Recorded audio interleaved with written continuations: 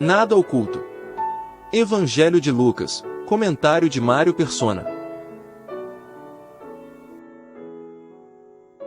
Não há nada oculto que não venha a ser revelado, e nada escondido que não venha a ser conhecido e trazido à luz. Portanto, considerem atentamente como vocês estão ouvindo. A quem tiver, mais lhe será dado; de quem não tiver, até o que pensa que tem lhe será tirado.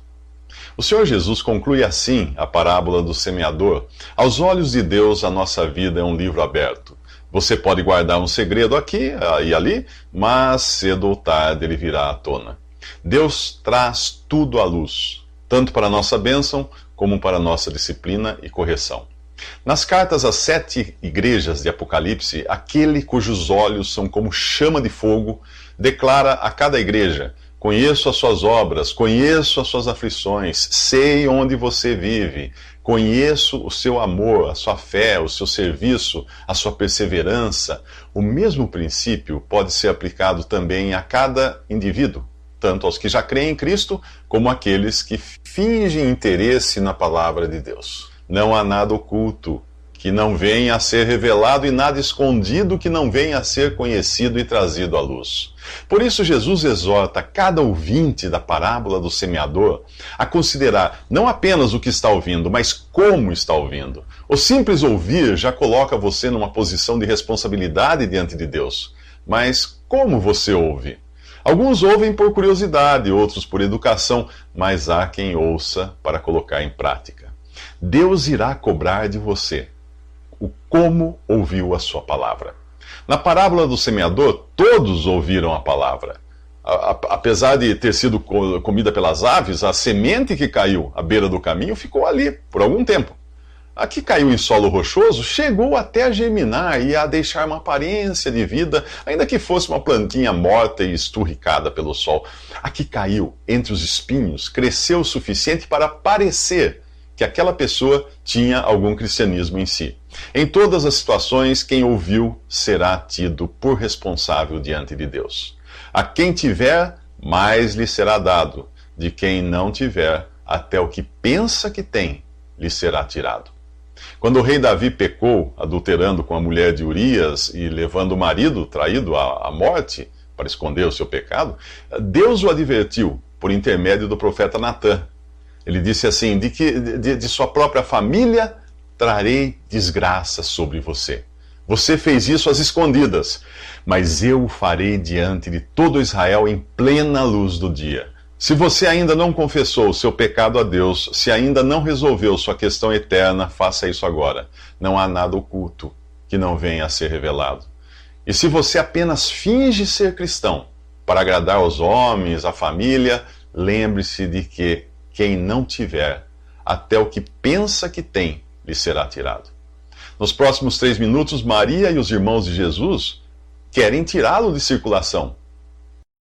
A mãe e os irmãos de Jesus vão ao encontro dele, mas não conseguem entrar na casa por causa da multidão.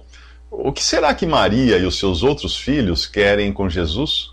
No Evangelho de Marcos, nós temos mais detalhes desse episódio. Quando os seus familiares ouviram falar disso, saíram para apoderar-se dele, pois diziam: ele está fora de si. Então chegaram a sua mãe e os seus irmãos e os irmãos de Jesus, e ficando do lado de fora, mandaram alguém chamá-lo. O recado de Jesus aos que o chamam revela uma guinada em seu ministério. Minha mãe e meus irmãos são aqueles que ouvem a palavra de Deus e a praticam, diz Jesus. Aqui ele rompe os vínculos naturais da carne e passa a considerar como família os que ouvem e obedecem a palavra. Trata-se de uma família que não é formada pelos que nasceram da carne, mas de Deus. O que nasce da carne é carne, mas o que nasce do Espírito é Espírito. Nossos vínculos naturais podem comprometer a obediência à verdade. Um médico não deve operar um parente próximo, como cônjuge, pais ou filhos, pois suas emoções naturais podem interferir e causar um dano maior. O nosso discernimento espiritual é prejudicado quando nós julgamos as coisas pelos vínculos naturais. A família de Jesus ainda o trata segundo a carne. Seus irmãos ainda não creem nele e acham que ele esteja sofrendo de alguma insanidade. No Evangelho de João, nós lemos que nem mesmo seus irmãos criam nele. Em sua segunda carta aos cristãos em Corinto, Paulo escreve que de agora em diante a ninguém mais conhecemos do ponto de vista humano, ou segundo a carne. Ainda que antes tenhamos conhecido a Cristo dessa forma, agora já não o conhecemos assim. Apesar da importância que Deus dá aos laços de família, não devemos nos esquecer de que a queda do homem também envolveu um vínculo familiar, o amor natural que Adão tinha por Eva, sua esposa. A história você conhece. A serpente argumentou com Eva que Deus não era bom ao proibi-la de comer daquela árvore. Então Eva tomou do seu fruto, comeu-o e deu ao seu marido, que comeu também. O apóstolo Paulo explica que Adão não foi enganado, mas sim sua mulher. Adão amava tanto a sua esposa que quis ser tão culpado quanto ela. Por amor, ele comprometeu a verdade. O apóstolo João endereça sua terceira epístola ao amado Gaio, a quem amo na verdade. Verdade e amor se complementam. É seguindo a verdade em amor que nós crescemos naquele que é a cabeça, Cristo. É pela obediência à verdade, visando o amor fraternal e sincero, que purificamos nossa vida, escreveu Pedro em sua primeira epístola. Jesus andou aqui cheio de graça e de verdade. A verdade sem amor oprime, porém o amor sem verdade engana. Nos próximos 3 minutos, um barco corre o risco de naufragar. O rompimento de Jesus com seus laços familiares é seguido de uma tempestade. Aqueles que foram os primeiros ou únicos a se converterem em uma família de incrédulos sabem muito bem o que isso significa. A tempestade realmente vem. E aqui ela precede um embate direto com uma legião de demônios na terra dos Gadarenos. É para lá que Jesus quer ir e convida os discípulos a entrarem com ele no barco e partirem naquela direção. Enquanto navegavam, ele adormeceu. Abateu-se sobre o lago um forte vendaval, de modo que o barco estava sendo inundado e eles corriam grande perigo. Se você se surpreende por enfrentar tempestades em sua vida depois de convertido, não se espante. O fato de Jesus estar no barco não significa que você terá uma vida calma e tranquila. Lembre-se de que, assim como os discípulos, você navega agora em um ambiente hostil, que é o mundo. Os discípulos foram acordá-lo, chamando: Mestre, mestre, vamos morrer! Enfrentar dificuldades com Cristo no barco é normal. Temer a morte e o juízo eterno não é normal, se você já creu em Jesus. Quem já foi salvo jamais se perderá eternamente. A salvação é irrevogável.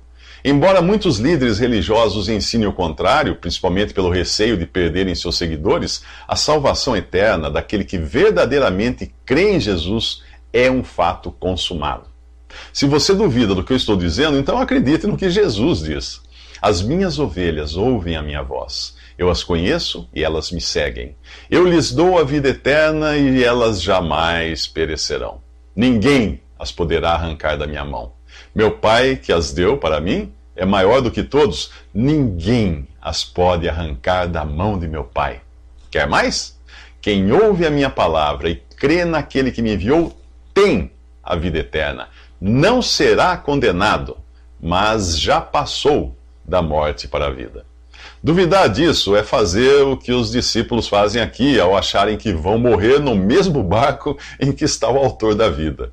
Jesus acorda, repreende o vento e a violência das águas, e tudo fica calmo e tranquilo. Então ele pergunta aos discípulos: onde está a sua fé? Atemorizados, os discípulos perguntam: quem é este que até os ventos e as águas dá ordens e eles obedecem? Eles andavam com Jesus, mas não o conheciam. E você conhece a Jesus? Já creu nele como seu Salvador? Confia que os seus pecados foram todos pagos por ele lá na cruz e agora você pode desfrutar de paz com Deus? Ou ainda está tentando negociar com Deus uma salvação baseada em suas próprias obras e perseverança? Se for assim, você não confia em Cristo, você confia em si mesmo. Nos próximos 3 minutos, Jesus enfrenta uma legião de demônios. Quantos eram numa legião? Segundo os padrões romanos, entre 1.000 e 8.000 soldados. Quando Jesus pisou em terra, foi ao encontro dele um endemoniado daquela cidade. Fazia muito tempo que aquele homem não usava roupas, nem vivia em casa alguma, mas nos sepulcros. Quando viu Jesus, gritou, prostrou-se aos seus pés e disse em alta voz: Que queres comigo, Jesus, filho do Deus Altíssimo? Um pouco antes, os discípulos ainda não sabiam realmente quem era Jesus e perguntavam entre si: Quem é este? Agora, a legião de demônios que possui este homem sabe quem ele é e o chamam pelo nome. Na Bíblia, na palavra de Deus, os únicos que falam com Jesus sem chamá-lo de Senhor são os demônios. Satanás tinha causado o vendaval no lago, que Jesus aplacou com uma palavra. Em Efésios, Satanás é chamado de príncipe do poder do ar. E no primeiro capítulo do livro de Jó, nós descobrimos que os 10 filhos de Jó foram mortos pelo diabo quando a casa caiu sobre eles. O que derrubou a casa? Um vento muito forte veio do deserto e atingiu os 4 cantos da casa, que desabou. No Evangelho de Mateus, estes mesmos demônios suplicam: Que queres conosco, filho de Deus? Vieste aqui para nos atormentar antes do devido tempo? Eles sabem que um dia serão lançados no abismo, a prisão que antecede o lago de fogo. Por isso, Satanás quis impedir Jesus de chegar ali com seus discípulos. Os demônios rogam a Jesus uma alternativa momentânea para o abismo, e Jesus lhes permite que saiam do homem e entrem numa manada de porcos perto dali. Os demônios fazem com os porcos aquilo que queriam fazer com Jesus e seus discípulos quando estes atravessavam o lago: afogá-los.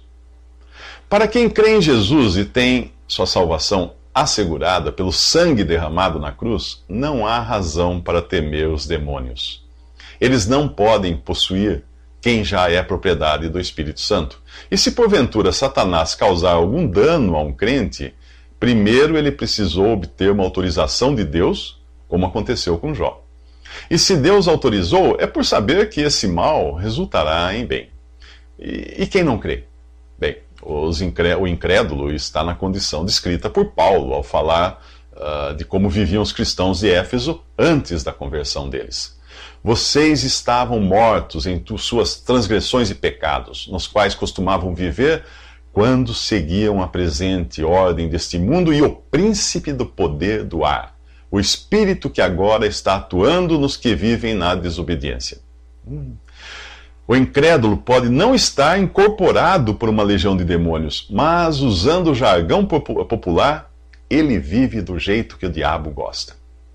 O incrédulo segue a presente ordem deste mundo e o príncipe do poder do ar, satisfazendo as vontades da carne, segundo os seus desejos e os seus pensamentos. A libertação está em Jesus. E ela é bem real, como nós veremos nos próximos 3 minutos.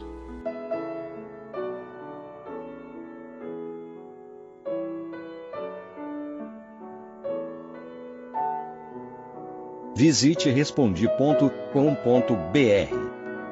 Visite também 3minutos.net.